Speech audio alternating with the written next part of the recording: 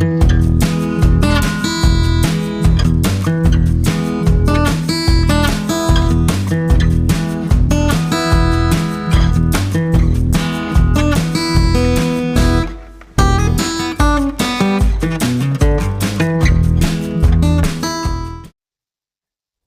than 24 hours ago, the pea gravel was delivered, and it's been brought in, and it's been raked and level and beautiful. This is my first time seeing it, so I'm going to have to check and see how many inches we have. Looks like between 2 and 3 inches, which I think is perfect. And you may have noticed that I said it's the first time I've seen it. My husband insisted that I not touch it or go near it. Tell you what, he treats me like a princess, which is exactly what my friends and family call me when they see our relationship together. This is the deal, and I kind of love it.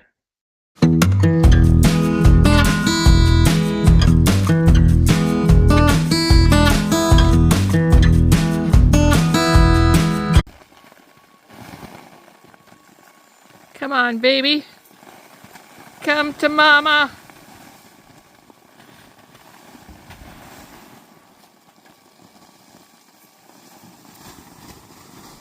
Boom. Chicka wow wow. Boom.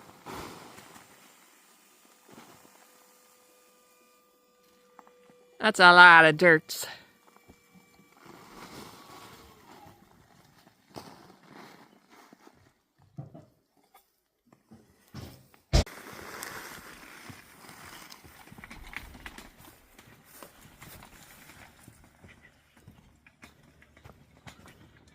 He's still going at a pretty good clip. I can hardly keep up to him.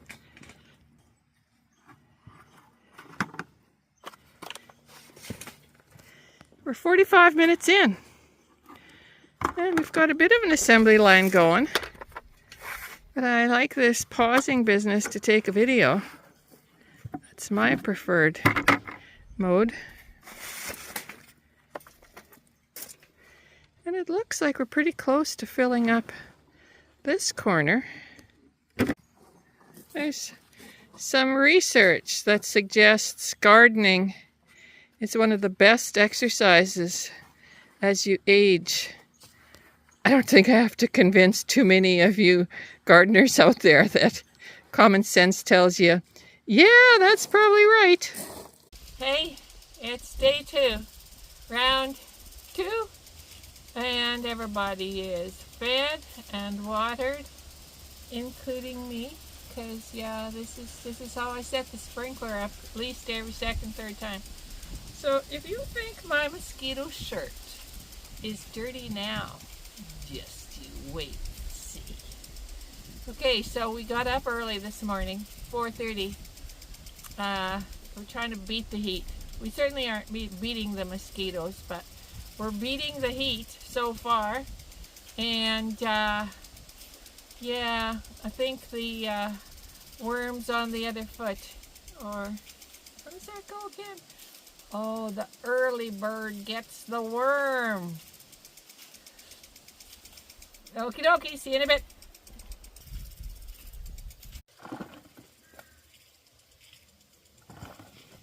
The princess has left the building. This is it. This is all that's left. This is the leftovers. We're just going to fire it in the garden.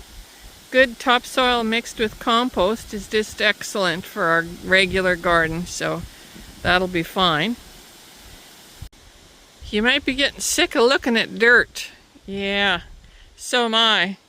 So we're done. So that's it for looking at the dirt and for moving the dirt. Got a few sore muscles to show for it, but some really nice looking beds is the most important thing. Took us a couple hours last night and probably 3.5, maybe 4 hours this morning. All done this step. Now we wait for our crew to come back. And I start trying to plot and plan. Where does everything go? Where should I plant everything? Oh, that's the fun part. I give you all of the seeds that I bought, and I researched to find which seeds are going to produce plants that will not just survive, but thrive in the Wonderdome environment. So all kinds of things that I generally don't have to worry about where I live. And that would include humidity, which is normally not a worry of mine at all, and heat, and potentially lots of heat, and of course the pests. So what I've done is researched veg that will thrive in a greenhouse environment, specifically with my parameters. I also want to try and grow tropicals, so I want to have a minimum of 15 degrees, maybe even edging towards a min of 20. And then I know, because I'm in a greenhouse, I'll likely have quite a few days of 30 degrees, even in the wintertime when the sun is shining. This is what they tell me. So I've picked all of these seeds, the likes of which I've never grown before. It's just like brand new. And personally, I've never grown celery, but this one's supposed to do really well in the greenhouse. I don't know about broccoli because it kind of likes a cooler environment, but this one is, if any are going to do well in the greenhouse, this will, and I'll try to put it more on the northern part of the greenhouse. Marigolds, particularly French marigolds, are a must if you're going to be planting any kind of onions.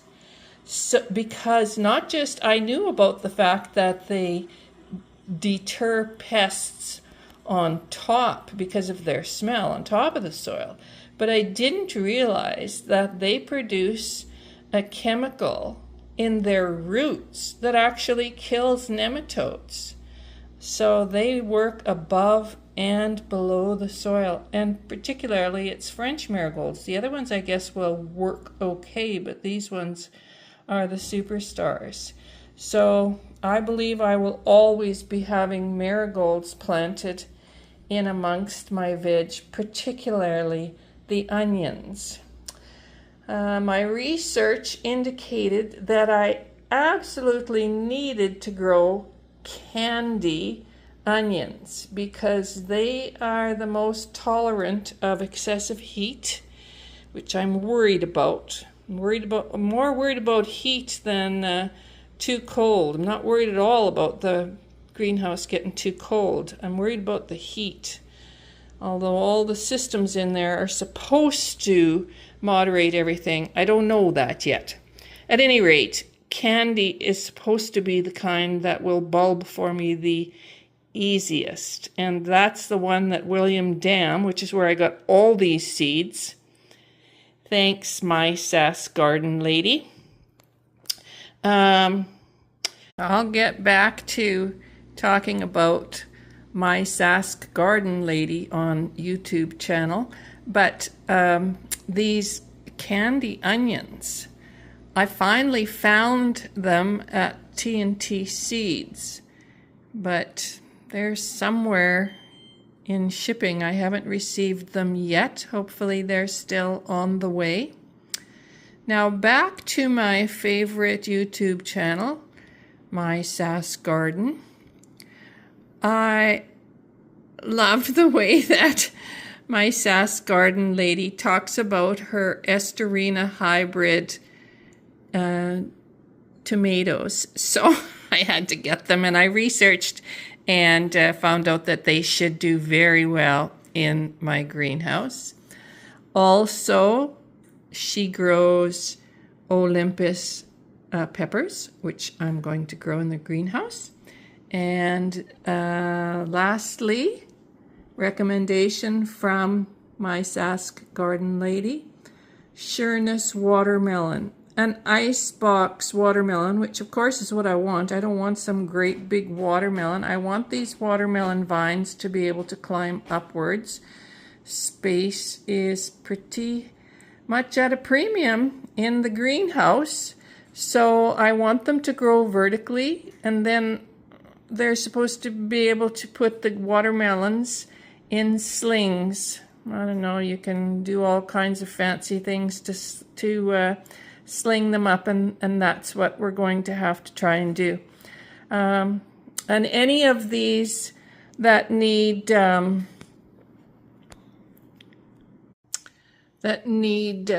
pollination, I guess I'll be out there with my Q-tip or my tiny little paintbrush, or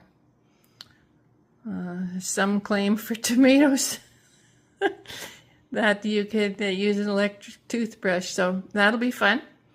And I tried to get everything I could that would be parthenocarpic, I think it's called.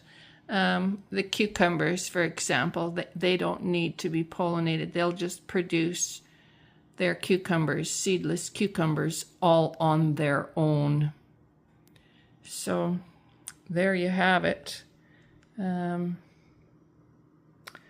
It's terribly exciting. I'm going to maybe go out there and seed a little bit in my beds before my crew get here.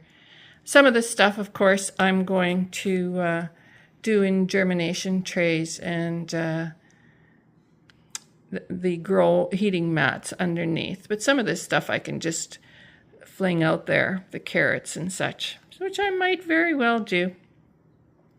So, thanks for listening, gardening gods and goddesses. Wish me luck.